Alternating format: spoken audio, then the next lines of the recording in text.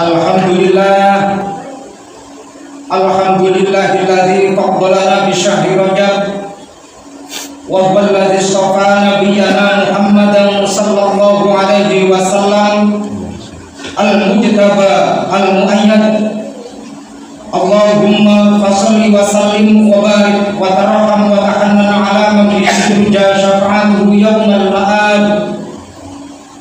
Asyhadu an la ilaha illallah rabbal ibad wa asyhadu anna sayyidana Muhammadan abduhu wa rasuluhul mab'utsu ila sa'iril ajami wal a'rab. Amma ba'd, fa ya ibadallah, usini nafsi wa iyyakum bittaqwallah faqad fazal muttaqun. Qala Allah ta'ala fi kitabihil karim, a'udzu billahi minasyaitonir rajim. Bismillahirrahmanirrahim.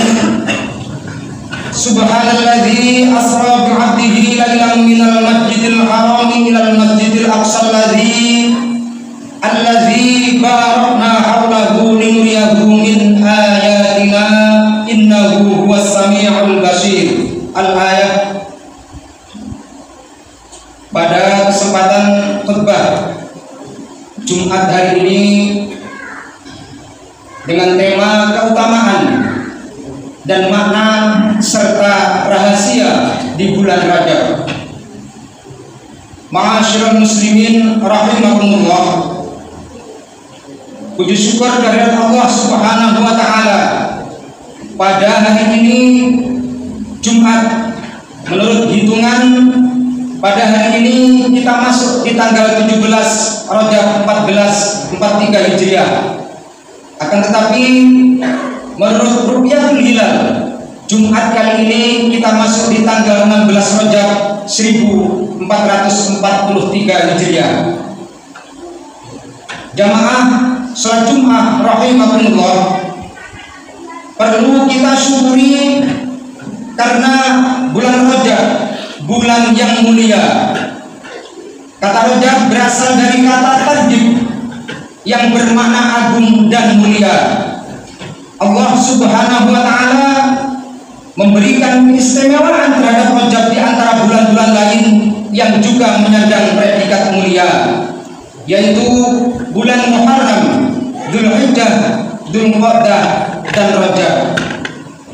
Bulan Rajab adalah bulan yang penuh rahmat, anugerah dan kebaikan dari Allah Subhanahu wa taala. Telah maklum bahwa kita semua telah memasuki bulan Rajab, bulan yang mulia. Nabi Muhammad dalam memperhatikan bulan Rajab sampai memanjatkan doa yang sebagaimana diriwayatkan oleh Anas bin Malik dalam Musnad Ahmad, Allahumma barik lana fi Rajaba wa Sya'bana wa ballighna Ramadhana. Ya Allah, semoga Engkau berkahi kami pada bulan Rajab dan Sya'ban. Semoga Engkau pertemukan kami di bulan suci, bulan Ramadan. Bulan Rajab menjadi tonggak dari rangkaian ibadah penting pada bulan yang jatuh setelahnya, yaitu bulan Sya'ban dan Ramadan. Sebagian ulama berkata, Rajabun syahrul zar'i wa Sya'banu syahrul syaqi wa Ramadhanu syahrul mahasi wa Ramadhanu syahrul hasadi. Rajab adalah bulan menanam, Sya'ban adalah bulan untuk menyirami, dan Ramadan adalah bulan panen. Menurut Syekh Abdul Qadir Al-Jailani dalam kitab Al-Bunya, Rajab terdiri dari 3 huruf, yaitu Ra, Jim, dan Ba. Ra adalah rahmatullah, Jim adalah judullah atau kemudahan Allah, dan Ba adalah birrullah atau kebaikan Allah. Maksudnya mulai awal hingga akhir bulan Rajab, Allah Subhanahu wa taala melimpahkan 3 anugerah kepada hamba-hambanya, yaitu limpahan rahmat, kemudahan, dan kebaikan dari Allah Subhanahu wa taala. Ini menunjukkan kemuliaan dan keagungan dari bulan Rajab. Maka dari itu, marilah kita gunakan bulan Rajab ini dengan sebaik-baiknya dengan memperbanyak amal solih, istighfar, sedekah, puasa, dan lain sebagainya. Jamaah sholat Jumat rahimakumullah, sebagaimana kisah yang telah masyhur, pada bulan Rajab juga terdapat peristiwa monumental, yaitu Isra dan Mi'raj Nabi Muhammad sallallahu alaihi wasallam dari Masjidil Haram Makkah menuju Masjidil Aqsa Palestina. Kemudian dilanjutkan dari Masjidil Aqsa menuju Sidratul Muntaha untuk menghadap Allah Subhanahu wa taala, Sang Pencipta alam semesta ini. Sebagaimana firman Allah Subhanahu wa taala dalam surah Al-Isra ayat 1, Bismillahirrahmanirrahim. Subhanalladzi asra bi 'abdihi lailan minal masjidil haram ilal masjidil aqsa alladzi barakna hawlahu linuriyahu min ayatina innahu huwas samiul basir. Yang artinya, Maha Suci Allah yang telah memperjalankan hambanya pada suatu malam dari Masjidil Haram ke Masjidil Aqsa yang telah kami berkahi sekelilingnya agar kami perhatikan kepadanya sebagian dari tanda-tanda atau kebesaran kami. Sesungguhnya Dia adalah Maha mendengar lagi Maha melihat. Peristiwa tersebut juga mendapat penjelasan dalam Sahih Bukhari juz 5 halaman 52. Nabi Muhammad sallallahu alaihi wasallam bertemu dengan Allah Subhanahu wa taala. Allah Subhanahu wa taala memerintahkan Nabi Muhammad sallallahu alaihi wasallam untuk melaksanakan sholat fardu sebanyak 50 rakaat setiap hari. Nabi menerima dan kemudian kembali pulang. Dalam perjalanan, Nabi Muhammad sallallahu alaihi wasallam bertemu dengan Nabi Musa alaihissalam. Nabi Musa mengingatkan bahwa umat Nabi Muhammad tidak akan mampu dengan perintah sholat 50 kali sehari. Nabi Muhammad untuk kembali kepada Allah Subhanahu wa taala, mohonlah keringanan untuk umatmu. Kemudian Nabi menghadap kepada Allah dan diringankan menjadi sholat 10 kali. Kemudian Nabi Muhammad kembali kepada Nabi Musa dan Nabi Musa mengingatkan sebagaimana yang pertama. Kembali Nabi menghadap Allah hingga 2 kali. Dan akhirnya Allah mewajibkan sholat 5 waktu. Nabi Muhammad kembali pada Nabi Musa. Nabi Musa tetap mengatakan bahwa umatmu tidak akan kuat, wahai Nabi Muhammad. Nabi Muhammad menjawab, saya malu untuk kembali menghadap kepada Allah Subhanahu wa taala. Saya ridho dan saya pasrah kepada Allah Subhanahu wa taala.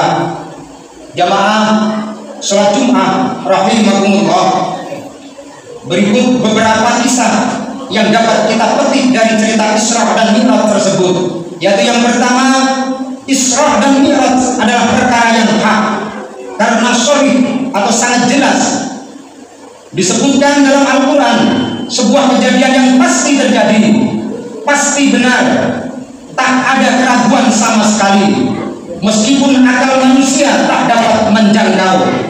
Semua hal aneh ini terjadi dalam rangka menguji dan mengukur ketebalan iman seseorang. Sebab seseorang dapat tersesat ketika hanya mengukur sebuah kebenaran hanya bersandar pada akal semata. Kita harus menghindari pemikiran yang hanya membanggakan akalnya dan mengesampingkan kemahakuasaan Allah. Tidak mustahil jika pola pikir demikian dilestarikan, maka setiap ajaran dalam agama yang tidak cocok dengan akal akan ditolak dan diingkari. Na'udzubillahi tsumma na'udzubillahi min dzalik. Yang kedua, sebelum Nabi Muhammad menghadap Allah Subhanahu wa taala atau yang dinamakan dengan Mi'raj, beliau dibedah dadanya, dibersihkan hatinya. Meskipun hati Nabi sebenarnya sudah pasti bersih karena beliau ma'sum atau suci dari dosa. Sebagaimana yang ditulis pengarang Sinkuturar Habib Ali Al-Hasbi, pembersihan hati ini dilakukan sebelum Rasulullah menerima tugas sholat 5 waktu. Ini juga pelajaran bagi kita bahwa saat akan menghadap Allah Subhanahu wa Ta'ala, hendaknya lebih dahulu kita bersihkan hati kita masing-masing. Karenanya apabila kita sholat harus dimulai dari pakaian, tempat, dan hati yang suci, khusyuk, hanya tertuju kepada Allah Subhanahu wa Ta'ala. Jamaah sholat Jumat rahimakumullah, selain amalan kesunahan berpuasa pada bulan Rajab ini juga merupakan momentum yang tepat untuk bertaubat dari segala maksiat. Dalam kitab Lataiful Ma'arif juz 1 halaman 122 menganjurkan umat manusia untuk bertobat di bulan Rajab yang mulia ini. Dan dikatakan pula, putihkanlah lembaran hitammu di bulan Rajab dengan amal baik yang menyelamatkanmu dari api neraka yang melahap. Syekh Abdul Qadir Al-Jailani dalam kitab Al-Ghunyah menjelaskan ada 3 syarat agar tobat kita diterima oleh Allah Subhanahu wa Ta'ala. Yaitu yang pertama, menyesali kesalahan dan kemaksiatan yang telah kita perbuat. Kedua, meninggalkan setiap kesalahan dimanapun dan kapanpun. Ketiga, berjanji untuk tidak mengulangi dosa dan kesalahan. Ketiga, syarat tersebut harus kita laksanakan agar tobat kita benar-benar diterima oleh Allah Subhanahu wa Ta'ala. Amin, amin, Allahumma amin. Jamaah sholat Jumat rahimakumullah, akhirnya semoga kita menjadi hamba yang terhindar dari segala kejelekan dan kemaksiatan, selalu beruntung mendapatkan ridho, kemampuan dan kesempatan untuk melakukan amal sholih atau ibadah, dan mendapatkan pahala serta keberkahan dari Allah Subhanahu wa Ta'ala. Amin, Allahumma amin. Barakallahu li wa lakum fil Qur'anil azim wa nafa'ani wa iyyakum bima fihi minal ayati wa dzikril hakim wa taqabbal minni wa minkum tilawatahu innahu huwas samii'ul 'aliim. Allahumma shalli ala sayyidina wa habibina wa safina wa rasulina wa maulana